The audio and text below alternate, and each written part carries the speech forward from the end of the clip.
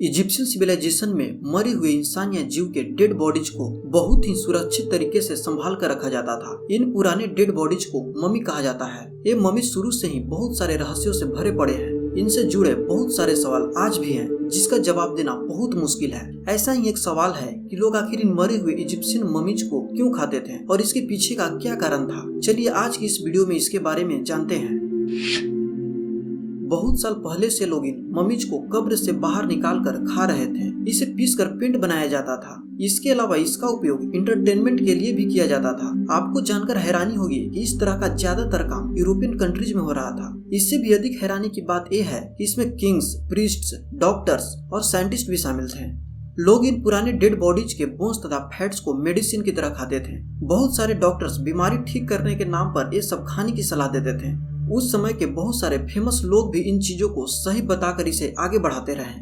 Mummies के खोपड़ी का यूज सर दर्द के दवा बनाने के लिए किया जाता था। इंग्लैंड के राजा चार्ल्स सेकंड ने अपने इलाज के लिए खोपड़ी के पाउडर और अल्कोहल को मिलाकर उसमें दवा की तरह पीते थे। 1909 तक डॉक्टर न्यूरोलॉजिकल कंडीशन को ठीक करने के नाम पर इन पुराने डेड बॉडीज के खोपड़ी का इस्तेमाल करते थे।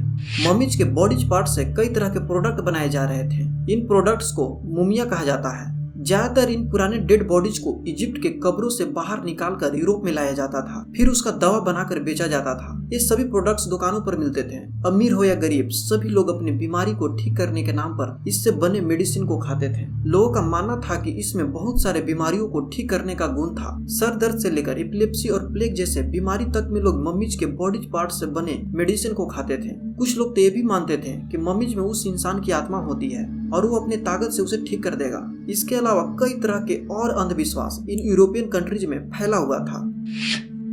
लोग मम्मीज को खाने के अलावा उसको पीस कर पेंट बनाते थे। इसको मम्मी ब्राउन बोलते हैं। 16th सेंचुरी से 19th सेंचुरी के बहुत सारे फेमस पेंटिंग में इस मम्मीज ब्राउन का इस्तेमाल किया गया।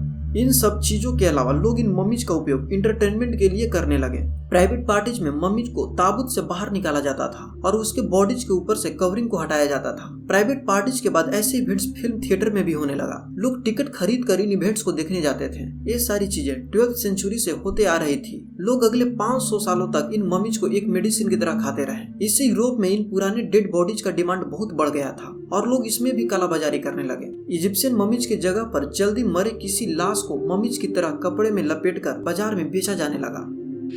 हालांकि उस समय भी कुछ स्कॉलर्स ये सब चीजों को नहीं मानते थे। समय बीतने के साथ लोगों में जागरूकता बढ़ी और 18th सेंचुरी तक हाइजीन को ध्यान में रखते हुए लोगों ने पुराने डेड बॉडीज को खाना बंद कर दिया और लोग इस तरह के इवेंट्स से भी दूर रहने लगे। 20th सेंचुरी आते आते मम्मीज की संख्या एकदम कम होती गई और इसका मिलना एकदम मुश्किल हो गया। अब आप जान चुके होंगे कि लोग मम्मीज को क्यों खाते थे और इसके पीछे का क्या कारण था। दोस्तों, अगर आपको ये वीडियो पसंद आया हो तो ऐसे ही और इंटरेस्टिंग वीडियो को देखने के लिए इस चैनल को सब्सक्राइब कर लें।